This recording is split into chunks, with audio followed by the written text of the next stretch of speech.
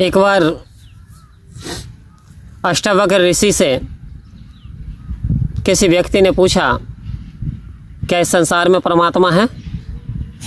तो उन्होंने कहा, परमात्मा तो है। तो कह रहे हैं, क्या परमात्मा की जानकारी हो सकती है?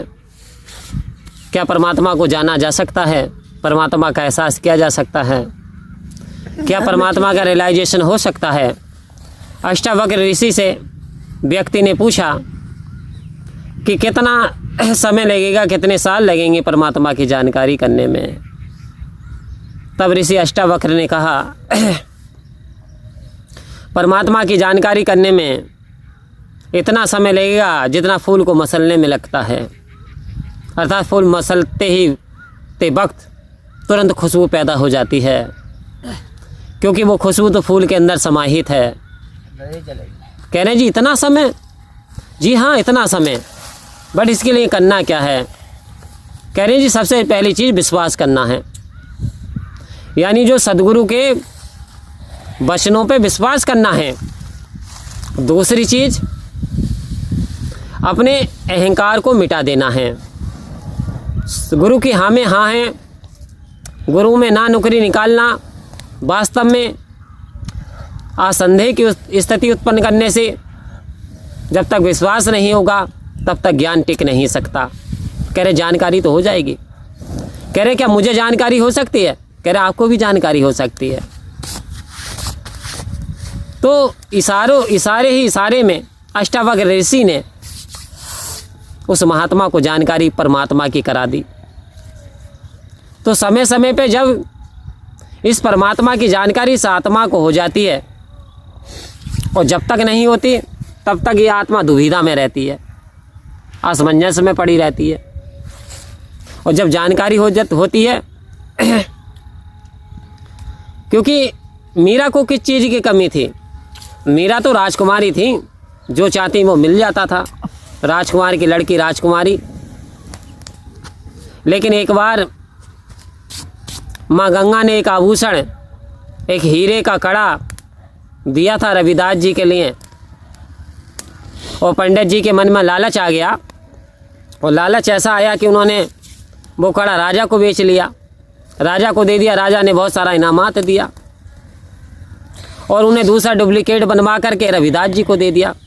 क्योंकि जब गंगा का स्नान का पर्व था तो रविदास बोले, भैया कहाँ जा रहे हो पुजारियों? कह रहे जी आज गंगा स्नान है, माँ गंगा की पूजा करेंगे, जल देंगे, स्नान करेंगे। कह रहे जी हमारी दोननी भी है, लेकिन शर्त यह है कि यदि माँ गंगा हाथ बढ़ा करके ले तो दोनी देना, वरना वापस ले आना। जब ये व्यक्ति स्नान किया, स्नान करके वापस लौटे तो लहरें जोर से उठने लगी। इन्होंने सोचा, इन्हें ध्यान आया, अरे रविदास जी की दोनी रह गई। दोनी कहा, माँ वो तो ये कह रहे थे, तो हाथ निकल गया गंगा में से, और दोनी उन्होंने ले ली और बदले में उन्हें हीरे का एक कड़ा दिया। वो कड़ा उन्होंने राजा को बेच लिया।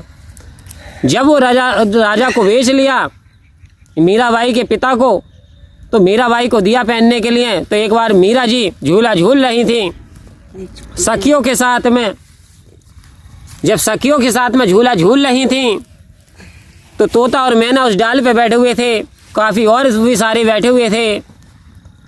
तो वहाँ पे मैना कहने लगी, देखो जी कहानी कैसा झूला झूल रही है। बोले किसे कह रही है? बोले ये जो राजा की लड़की मीरा है। बोले कहानी किस तरीके से है भैया? ये तो अच्छी खासी स्वस्थ है, नेत्र अच्छे हैं। कह रहे जी इसके एक हाथ में कंगन है, एक हाथ में गायब है। मीरा ने जैसे सुना आंसर पार्टी लेकर के पड़ गई टूटी खाट में। अब पिता आए, पिता ने कहा किसी ने आँख चलाई हो तो आँख निकलवा लूँ, हाथ चलाया तो हाथ कटवा लूँ, किसी ने जेब चलाई तो जेब कटवा लूँ। बेटी क्यों उदास है? अपने दुख का कारण बता। मीरा ने बताया, पिताजी ऐसे ऐसे एक मैना मेरे पे तंज कस रही थी कि काड़ी है। वो किस लिए? कह रहे एक हाथ में, मुझे भी सेम चाहिए, बिल्कुल दूसरा चाहिए। राजा ने उस पंडित को तलब कर लिया। पंडित से कहा फांसी पे चढ़वा दूंगा पूरे परिवार को, कोलू में पिरवा दूंगा, मुझे 24 घंटे के अंदर ऐसे ही कड़ा चाहिए। अब इसके तो पसीने छूटने लगे। प्रणाम करके चला गया और कहने लगा, दो ऑप्शन है, या तो मैं रविदास जी के चरणों में जाकर के माफ़ी मांगूं, पत्नी से बोला, या फिर यहाँ से रात रात में निकल लो। पत्नी बोली इतनी सारी संपत्ति है, रात रात में निकल लो, कहाँ जाओगे? ऐसा रविदास जी के पास ही चले जाओ, माफ़ी मांग लो, क्या पता वही हल बता दें। ये हाथ जोड़ के रविदास जी के पास बोले। जब रविदास जी के पास पहुँचे तो रविदास जी ने कहा, मन चंगा तो कटौती में गंगा। बेटा क्यों घबरा रहा, तूने चीटिंग करी, चल तेरे साथ में ऐसा फल मिला तुझे, क्योंकि दगा किसी का सगा नहीं, ना मानो तो कर देखो। जिन लोगों ने दगा करे आज जा करके उनके घर उजड़ देखो। कह रहे तेरा कोई दोष नहीं, तेरे कर्मों का दोष है, ये तेरे साथ में वही हुआ जो तूने किया मेरे साथ में धोखा। अब घबरा मत, मेरी बात सुन, तू राजा के कह दे कि फला जगह गांव के बाहर एक कुटी है रविदास जी की, और स्वयं मीरा डोले में जाएं और वो अपने जितने चाहें इतने कंगन ले जाएं। ऐसा जा कर के हाथ जोड़ के विनती की। कह रहे जी वो महाराज जी हैं, ऐसे ऐसे परमात्मा के भक्त हैं, उनके पास चली जाएंगे। कह रहे ले जाएं हाथों हाथ। जब मीरा वहाँ पे गई, प्रणाम करके उतरी, तो कह रहे जी कहाँ है कंगन महात्मा जी। कह रहे कंगन चाहिए मीरा। कह रहे कितने कंगन चाहिए। बोले और भी ज़्यादा मिल सकते। बोले हाँ। तो वो कटौती थी चमड़े की, उसमें कुछ जलता। उनने कहा मीरा मनचंगा कटौती में गंगा, बोल मनचंगा कटौती में गंगा। मीरा ने कहा मनचंगा कटौती में गंगा। और जैसे ही हाथ डाला तो उसमें तो हज़ारों कंगन खनखन आ रहे थे हीरे के। कह रहे निकाल ले। मीरा हाथ जोड़ के खड़ी हो गई, क्या करामात है, मेरा बाप तो भिखारी है, यानी मुझे एक कंगन ना दिलवा सका ऐसा, और ये एक फ़कीर, एक साधु, एक संत। तो उनसे पूछा ऐसा कैसे हुआ महाराज। कह रहे सबका पिता, सबका शहंशाह परम पिता परमात्मा है, और जब हम उसकी भक्ति करते हैं, जब हम आदर सम्मान करते हैं, जब हम उससे प्रेम करते हैं तो वो निराश नहीं करता। सो मेरा शहंशाह परमात्मा है सारे जहाँ का, तुम्हारा बाप तो यहीं का शहंशाह है केवल। तो कह रहे हैं क्या मैं भी ऐसे शहंशाह को जान सकती हूँ। तो कह रहे हैं बिल्कुल जान सकती हो। उसके लिए बेटा मैं मेरी का मान छोड़ना पड़ेगा।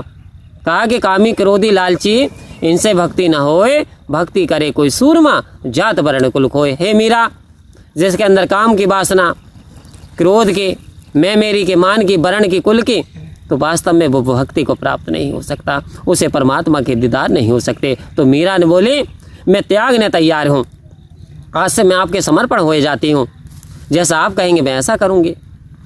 जब ब्रह्म ज्ञान दिया मीरा को रविदास जी ने, तो झूम उठी पायो जी मैंने नाम रतन धन पायो, वस्तु दिया मोलक गुरु ने कर कृपा अपनायो। री सखी मैंने पायो जी मैंने नाम रतन धन पायो।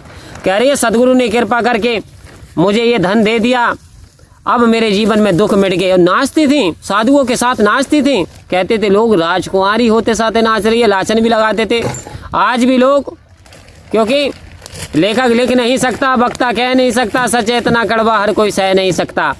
आओ संत महात्मा, आज भी जो सत्य की जानकारी करने वाले लोग मजाक भी उड़ाते हैं। कहा कि कुछ तो लोग कहेंगे, लोगों का काम है कहना, छोड़ो बेकार की बातें, कहीं बीत न जाए रहना। कहीं ये जो सांसें दी रही हैं परमात्मा ने, दातार ने, तो कहीं ये सांसें जो हैं, या इसका जो ये सांसें हैं ये चली ना जाएं, कि इंसान क्या भरोसा है ज़िंदगी का, और आदमी बुलबुला है पानी का। इंसान तेरे जीवन का भरोसा नहीं। समय रहते हुए इस परमात्मा की जानकारी कर ले तो तू शहंशाह बन जाएगा, तेरे आवागमन के बंधन से मुक्त हो जाएगा।